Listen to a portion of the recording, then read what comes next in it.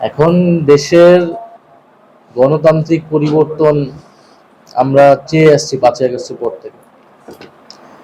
এখন আমাদের কাছে মনে হয়েছে যে বিএনপি তারা জুলাই সনদ বাস্তবায়নের কথা বলছে, কিন্তু গণভোটের ব্যাপারে তারা পরিষ্কার কোনো বক্তব্য রাখছে না সংবিধান সংস্কারের জন্য।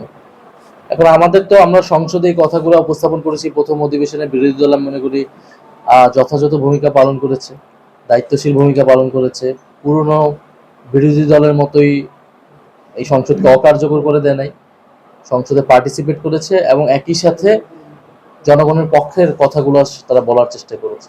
কিন্তু যেহেতু সংসদের 2/3 হচ্ছে সরকারি দলের, ফলে এখানে বিরোধী দলের জায়গাটা অনেক সংকুচিত।